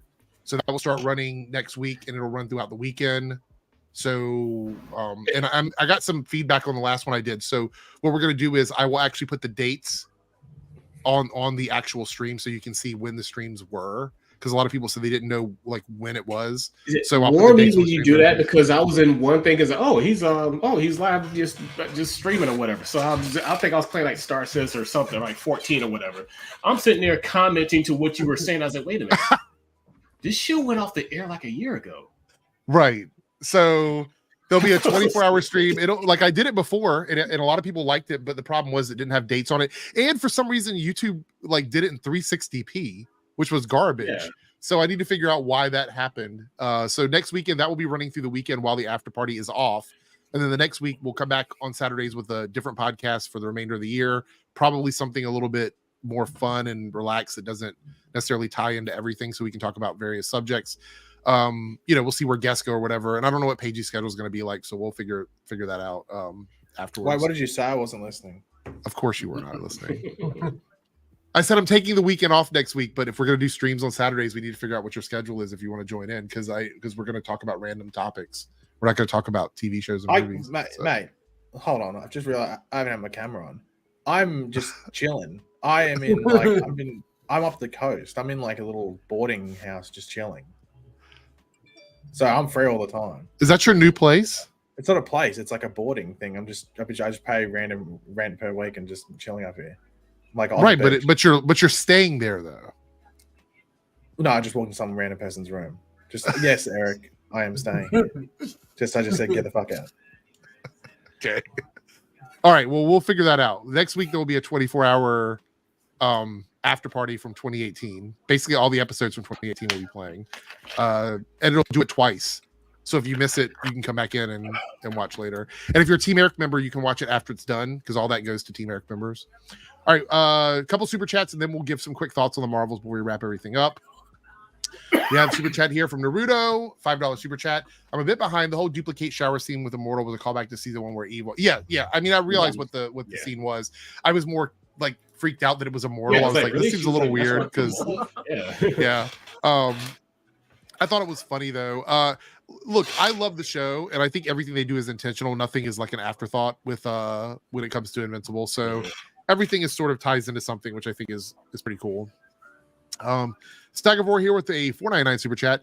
If you want another opportunity to take a dig at the CW, here it is. They're airing the next Republican president. Well, they're also doing sports now. They're trying everything they can. That network, the CW will not be here by 2025. I'm going to stand by that. They will either have to sell it to someone else, or they won't have any content. I don't think that network can survive. Maybe they'll sell it back to WB. No, I don't think WB wants it. I don't think WB wants it. They're selling off Wile E. Coyote. I don't think they want a network if they can't even afford to put a movie out. Sell it to Disney and have them put all the Marvel TV shows on there. Yeah. I don't know. I feel like the CW is DOA. But the thing is, after Superman and Lois ends, I don't have a reason to watch the network anymore. And I can guarantee you, a lot of people feel the same way, especially if All American go away, Superman and Lois goes away. Once those Walker, when they're gone, people are done. That network is. Yeah, Jared Padalecki put up a post talking about well, I guess I have to shave. And somebody commented and said, if you're talking about the CW, you might not have to shave for long. Naruto with another $5 super chat. Thank you, Naruto, Team Airrick member. Paige, you missed a good MCU Disney Plus update while you were gone. Shows now have a good showrunner. Series Bible contains stories. Yeah, so that's the other thing is after Echo, everything starting with Daredevil will be like a proper TV show, which is really exciting to me because I do believe that the shows will be better. Remember when we were saying that like 2 years ago? That is, how can you do a show without a showrunner? Yeah, and they can't apparently. Apparently, it doesn't work for everything. There's only a couple shows that give it a shot, but it hasn't been good. WandaVision, Loki, to some degree, Falcon and the Winter Soldier. All of those shows worked without showrunners, but everything else struggled. I think a show that could have really benefited from a showrunner is Ms. Marvel, in my opinion. I like that show. But I think a proper showrunner would have made it. But all those shows you gave an example of, Eric, I think for the most part are just extended origin stories. They're not trying to be a TV show. They're also like mini movies spread out. I think they're like mini movies. So when you're trying to actually make something that's extensive, like obviously I'd assume that you want to probably try and do maybe a Daredevil season 2, or it bleeds into like a Punisher reboot or whatever it might be. People hate like one episode is 20 minutes, one episode is an hour. People hate that. That's really bad. I mean, I don't mind different things, but like 20 to an hour is a crazy. And that was happening with the Star Wars show, so hopefully that happens with the Star Wars shows too. I think they could use proper showrunners as well. I think I love Star Wars. I think honestly, I think I'd rather kick a wall than watch any more Star Wars. Darth, you were going to say something about that? Put a chicken and make a game. What was that? That was me trying to be Cartman. Oh no, it sounded like an alien. Oh.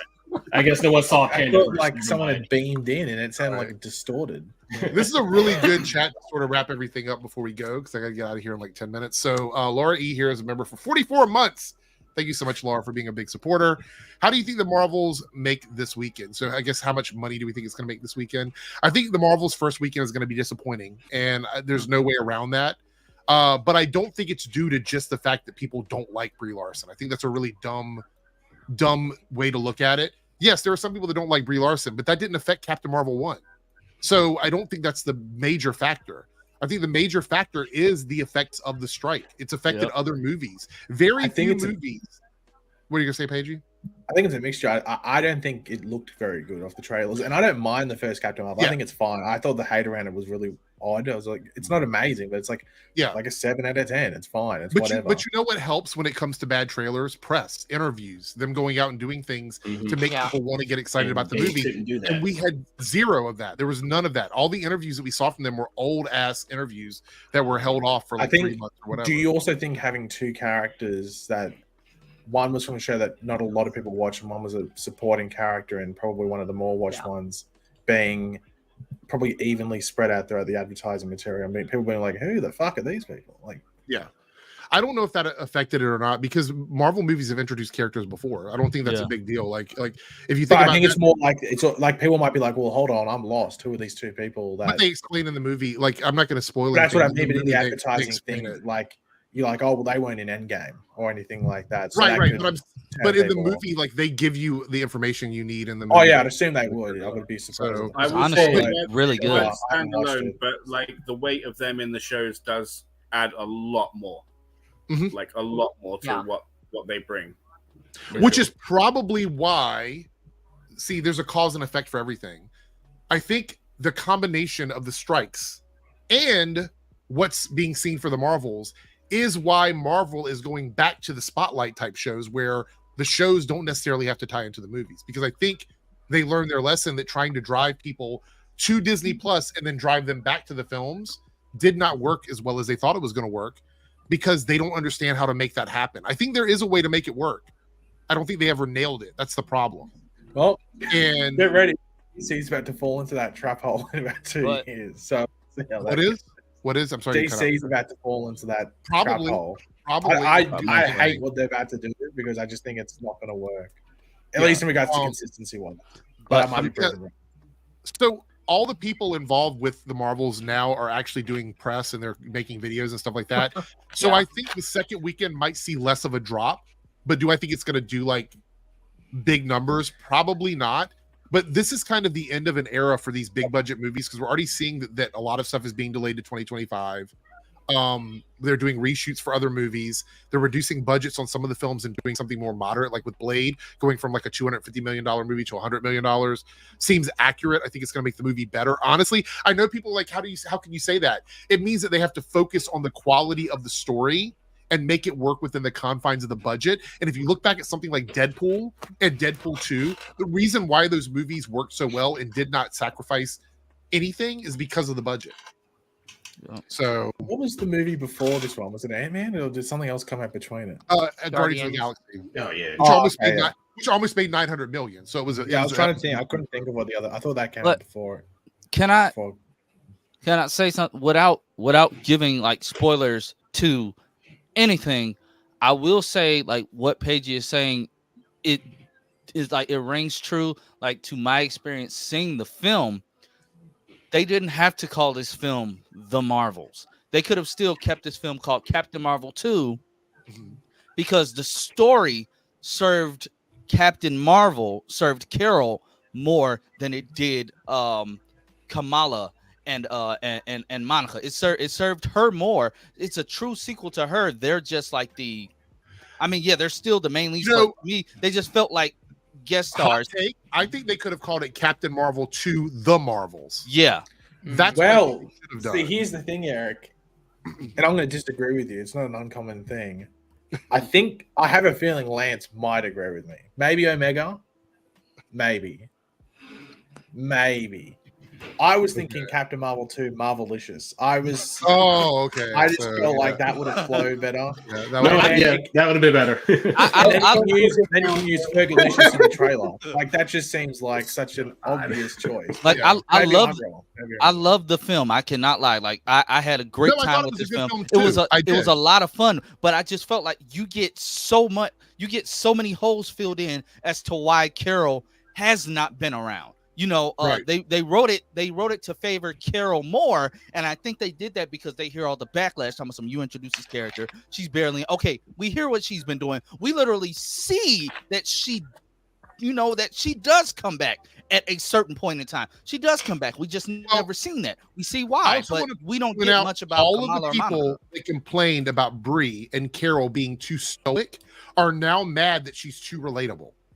Keep that in mind. Right. All the backlash from that first movie was, oh, she doesn't smile, she doesn't laugh, she doesn't like she's having a good time. So what do? They give you a movie where she is a more relatable character, and people are still mad at her. So it was never about that. There's some people that just don't want to like anything that Brie Larson does, and that's their prerogative.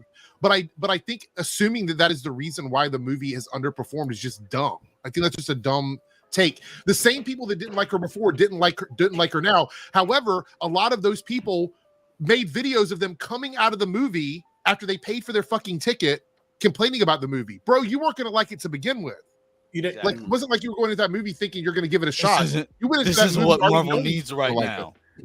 What? I think the big issue is that with the previous things, like let's just say the lead up to Endgame as a whole, people knew what they were leading up to. Like if you go to a random person heading to, let's say the Marvels, go, what's this movie building up to? Like not necessarily what does it set up in the next movie, but what's the long goal of this phase? And I don't think people would be able to give you an answer because I think there's like, is Kang still going to be there? What Secret Wars? Because people are just like, okay, Secret Wars, it's going to be multiverse, but what's the story? Like they don't necessarily know off the top of their head. So I think it's different when you look at Endgame. It's like, okay, what's Thanos? Well, I also want to point out that not every project did that though. No, but the whole thing. So you want to be there for the ride, just because you knew what the end goal was. But at the moment, what is the end goal for the general Kang Dynasty and Secret Wars?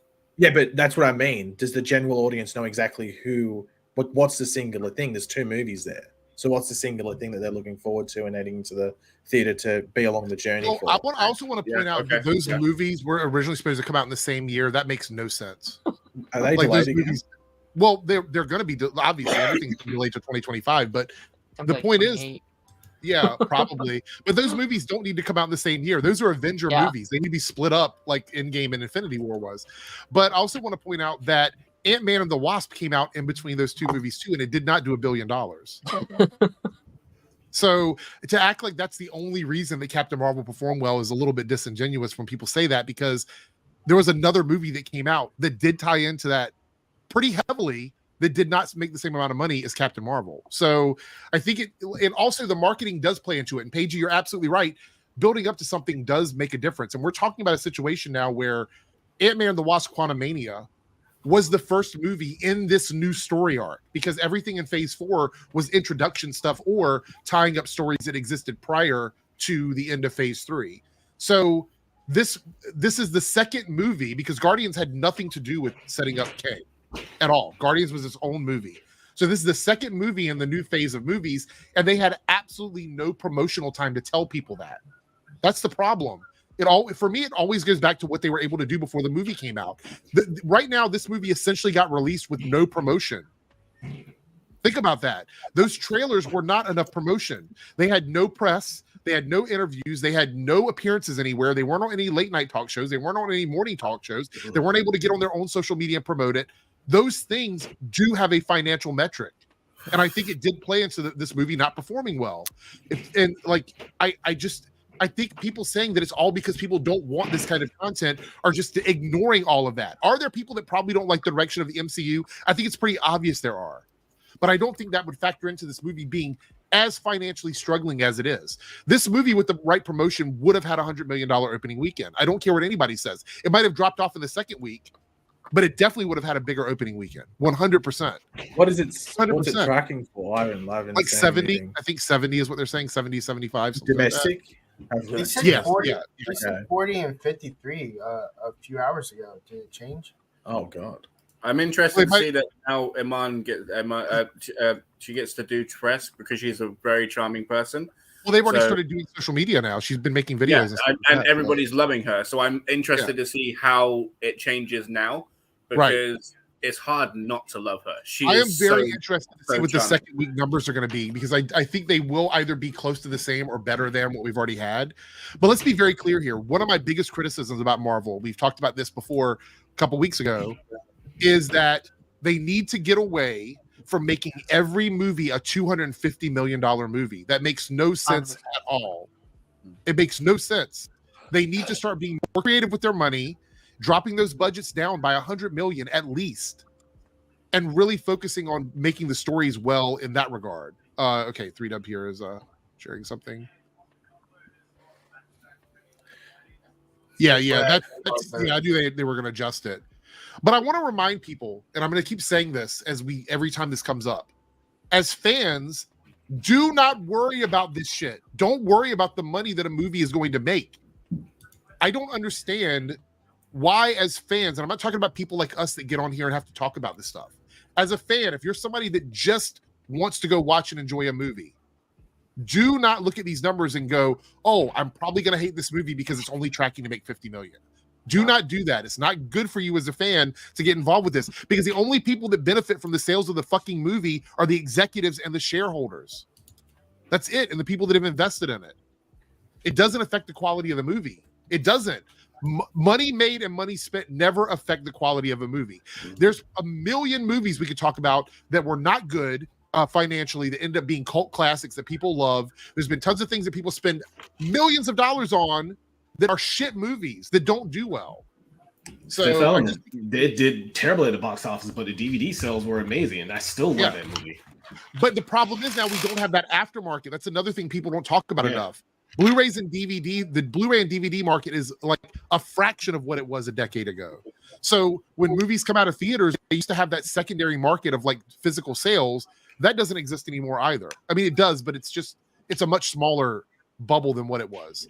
So we'll see how this movie does. I think like Adam Sandler movies like make a ridiculous, or they used to make a ridiculous amount of money through the aftermarket stuff, where there was just through people going, well, fuck, I'm going to watch Billy Madison again. How good it is. And they rewatch it. And they just get it every week or whatever it is. So Skybound says we really need to get away from money and critics. I'm not sure. Okay, so there's a reason why we can't get away from it. It's because there's a very toxic portion of the community that seems to equate value in art to money. Yeah. And it's subjective. Art, and when it comes to art, you could have somebody that will buy a painting for $1 million, then another person will go, I will only pay $10 for it. That does not change what the art is. We have to remember that movies, TV shows, at the end of the day, they are the art of the people that are involved in making it. The business side of it and the way it makes money and all of that is a weird metric that is an objective number. So people that don't understand art, that don't love art, only think of something in the terms of sales and how much money it makes. So that's why they quote that all the time. At number 10 of the domestic box office for 2023 is The Sound of Freedom. What was better, that or we'll choose a random movie down here. Dungeons and Dragons: Honor Among Thieves. Dungeons and Dragons was way better movie. Was way better. Sound of Freedom is a movie that was completely, the way they made their money is so scammy and grifty. It would take a whole nother like podcast to talk about that. But the reality is that money to me never matters when it comes to movies. There's movies I love. Also, I think when we talk about like the difference in the way people see movies, for example, I thought Thor 2 was a pretty good movie, but most people would argue that's the worst Marvel movie.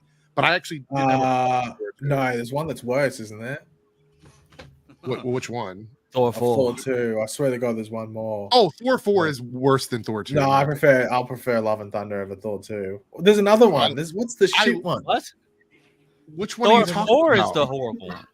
Are you talking about Man 3? No, wait, you're either talking about Quantum Mania or Eternals. Well, those are the only other two. No, I swear there's one more that's worse. Spider-Man: Far From Home. Prior to Phase 4, just in general. Iron Man 3. I mean, Spider-Man: Far From Home. Well, no, it wouldn't be Iron Man 3. If anything, it's Iron Man 2, but I don't think it's Iron Man 2. Oh, Iron Man 3 did get a bad rap, but Iron Man 3 is a movie. Actually, Iron Man 2 is worse than 3. I would agree. Iron Man 3 is worse than 2 for sure. I'd say Iron Man 3 actually, like outside of the vacuum of Marvel, is actually a pretty good movie, but connected to the other Marvel stuff, it's a little weird where it's placed at. Because you end up with Tony Stark dealing with PTSD throughout the entire movie, and I think a lot of people didn't want to see that. I don't know. I think maybe people were expecting more after an Avengers movie. So anyway, we'll talk more about the Marvel stuff later. So, what did you say, Darth? My issue was with the Mandarin. Oh yeah, I can understand that. My issue is I want my bird. Give me my bird. I want my bird. We have this last super chat that we're going to wrap this up. My bird? Where is my bird? Radical Z with the $2 super chat. Excited for Deadpool 3, most type movie. So it's really the only movie we're getting next year from Marvel is Deadpool 3. So you have to be excited for it. That's coming out while I'm I going to be at want the Comic-Con. X-Men. That's interesting. It's coming out during Comic-Con. Yep. That's going to be. I don't know if that's a good idea or not for them, to be honest. I mean, only like not that many people go to Comic Con. I think it's going to affect the box office too much. If anything, the San Diego theaters just might be very smelly. It might be a showing at the Comic Con. Yeah, that's what I'm thinking. Yeah. So anyway, we'll revisit all this. Okay, so recap before we go. Then I'm going to thank everybody. Next week there'll be no live stream. There will be a 24-hour after party from all the 2018 episodes. Will air back to back to back to back. So I've got a lot of work ahead of me next week. So we'll be doing that. And then the week after that, we'll return with the Saturday podcast with the new format, new topics, all that, because there's no shows to watch. I'll be doing an anime/animated podcast during the week, which will probably cover Invincible. Is that the one you're the Weeb Weekly? Is that the one you're the Weekly Geekly? Maybe we might return that. No, the Weeb Weekly. No, not the Weed Weekly. So I want to thank everybody for being here. We had Omega in the building. Thank you so much for joining us. We have Lance over to the corner, recently monetized, to be demonetized this week by Paige. 3Dub, who was in traffic, but he's here. So good to see you, 3Dub. He joined. By the way, our Marvel spoiler review is on the channel, so go check that out if you haven't already. Darth Bunyan, who's been super busy. Glad to have him here with us. Awesome. Thank you for joining. Darren from the Pipeline, who again is his variants are on everybody else's podcast, so check it out. And Paige down at the bottom, who made a surprise appearance and return to us here. So anyway, thank everybody for joining us. And the after party will return in 2024 when Superman and Lois starts to come back. We will return with new episodes, and maybe before that, depending on what shows come out. But we'll have to wait and see. Anyway, have a good night, everyone. Bye.